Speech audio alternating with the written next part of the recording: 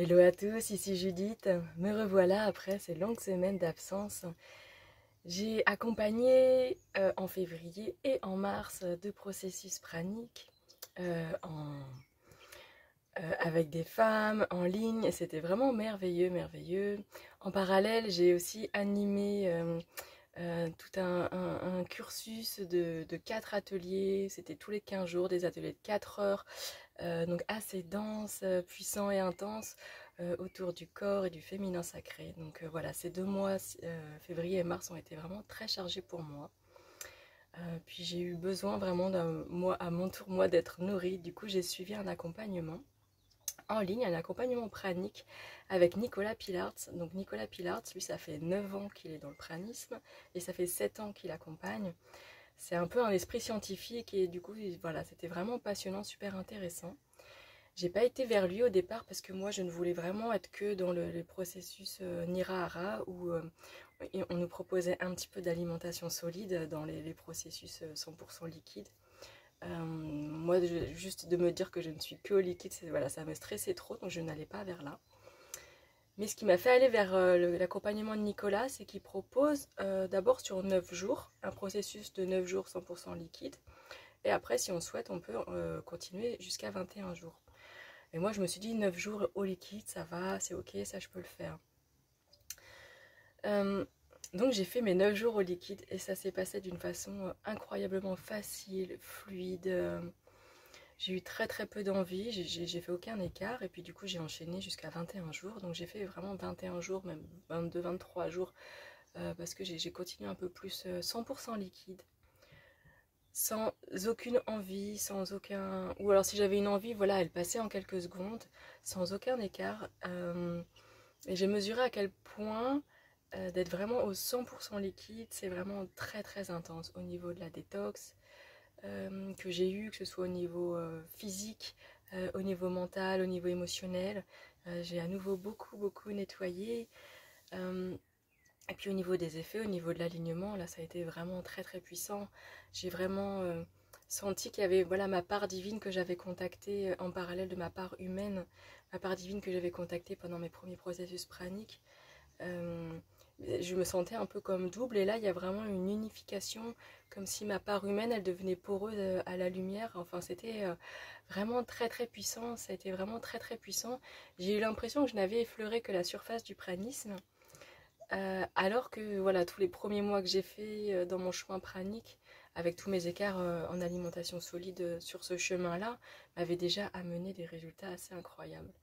Donc là, j'ai vraiment voilà, touché du doigt quelque chose d'encore plus profond, encore plus intense. Aujourd'hui, je danse encore solide et liquide.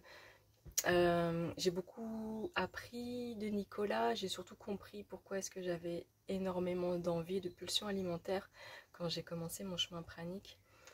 C'est que j'étais en fait dans la restriction, assez inconsciente, mais il y avait quand même quelque chose de la restriction, de oh, j'ai pas envie d'avoir faim, j'ai pas envie d'avoir besoin de solide, etc. Et du coup, bah, voilà, je me réprimais un peu. Et quand je réouvrais la porte, puisque je n'avais plus de toutes mes sensibilités alimentaires, quand je rouvrais la porte à l'alimentation, celle que je voulais, bah, du coup, c'était voilà, un gouffre sans nom et sans fin, un gouffre sans fin, pardon, à combler. Euh, donc, Nicolas, il accompagne vraiment sur un processus 100% liquide, mais avec des liquides avec calories. Et de vraiment se sentir tout le temps comblé, de tout le temps boire, même avant d'avoir faim, pour éviter d'avoir faim, pour éviter toute souffrance en fait. Donc j'ai beaucoup aimé cette approche, pour moi elle a vraiment, vraiment très très bien fonctionné. Et puis en parallèle de tout ça, je ne sais pas si vous voyez ce nouveau décor, je suis dans mon camping-car. Pour moi le début de mon aventure pranique, quand j'ai découvert le pranisme, et je me suis dit ça c'est pour moi, ça je sens que je vais pouvoir toucher à mon potentiel, que ce sera un chemin assez long, mais je voyais déjà voilà, le potentiel de la Judith que je pouvais être plus tard. Bah, c'est là que j'ai décidé de me séparer du papa de mon fils. Voilà. Après j'ai eu ma maman qui est décédée et c'était le dernier point qui me, qui me rattachait à la région. Je n'ai plus besoin de m'occuper d'elle. Du coup, j'ai décidé que j'allais partir vivre voilà, là où je voulais. Donc ça va être en Dordogne. Je vais me poser sur un écolieu et j'ai trouvé une super petite école alternative pour mon fils. Donc je pars seule avec mon fils. On va vivre en camping-car. Pour moi, c'est une énorme aventure parce que j'ai jamais vécu en camping-car ni en camion. J'ai toujours vécu en maison ou en appart. J'ai jamais été maman solo. Donc ça me challenge aussi pas mal. Et je vais dans une région où je connais peut-être 5 personnes et je les ai vues qu'une fois. Donc c'est vraiment voilà, beaucoup de challenges, beaucoup de défis pour moi. J'aime pas trop le mot défi, c'est plutôt voilà, des challenges. C'est pour ça que j'étais vraiment pas disponible, disposée, à faire des vidéos ces derniers temps. Là j'ai terminé de l'aménager, ça y est, ça fait un mois et demi que je l'ai. Et je pars dans une semaine et demie. Donc c'est très très bientôt. Voilà pour où j'en suis aujourd'hui. Pour revenir sur le pranisme, aujourd'hui je suis vraiment dans du solide liquide. Je sens vraiment que quand je reste qu'au liquide, c'est vraiment très simple d'y rester, mais dès que je réintroduis du solide, bah tout de suite, comme dirait Nicolas, ça réveille la bébête. Du coup j'ai envie de manger ça, puis ça, puis ça, puis ça, puis ça. Et, et pour moi aujourd'hui c'est toute la journée liquide et le soir solide, c'était déjà quelque chose que j'avais, voilà, qui me convenait assez bien. Malgré que je sente que, comme tous les jours, j'introduis du solide, c'est sûr que ça m'a baissé mon niveau d'énergie, mon niveau de vibration, mon niveau de clarté mentale, ma joie aussi. Elle est, alors, je peux pas dire qu'elle est baissée, mais elle est moins intense. Pendant ces 21 jours liquides, j'ai vraiment touché à une joie très différente. C'était vraiment une joie calme, une joie de sérénité, avec beaucoup de détachement. J'étais très étonnée d'être aussi détachée en fait des choses. J'avais même l'impression d'être presque comme froide avec les gens parce que j'étais vraiment pas dans l'émotionnel, j'étais plutôt dans un jeu euh, de dépendance affective, de vouloir plaire, etc.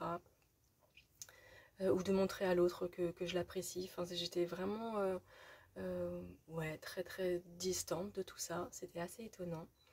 Au niveau du sommeil, un sommeil pranique, c'est un sommeil sans rêve. Donc j'ai appris ça et je l'ai expérimenté. Où on se couche et quand on s'endort, c'est tout de suite le black-out en fait. Il n'y a pas de rêve, il n'y a pas de pensée. C'est le noir total. Le cerveau, le corps se repose complètement. Et le réveil se fait paf d'un coup, réveillé et l'esprit est clair et il y a beaucoup d'énergie. Je me réveillais très tôt le matin, genre vers 5 heures. Pour moi, c'était juste mentalement pas possible de me lever à cette heure-là. Donc je restais au lit et puis là, du coup, je me rendormais, je faisais des rêves, je me réveillais, etc. Ce qui est normal, hein, c'est au début, voilà, hein, c'est difficile de passer de longues nuits de sommeil à des courtes. Voilà, il y a vraiment tout un travail mental à faire. Vraiment, j'ai vraiment ressenti à quel point le chemin pranique, c'est le chemin de toute une vie. Et c'est vraiment pas juste une question d'alimentation. L'alimentation peut vraiment nous aider en restant en alimentation liquide, peut vraiment nous aider à atteindre ça. Mais après, il y a vraiment tout le déconditionnement mental de par rapport à tout ce qu'on a vécu, de toutes nos habitudes et puis aussi de ce que toute la société et notre entourage nous présentent. Donc voilà, c'est apprendre à dealer avec ça. Moi, j'ai vraiment pas envie de me forcer à quoi que ce soit. J'ai pas envie de me dire je vais être plus pranique. Voilà, voilà, je suis bien aujourd'hui. Je suis dans mon projet de déménagement, mon projet de vie en camping-car avec mon fils, dans un nouveau lieu.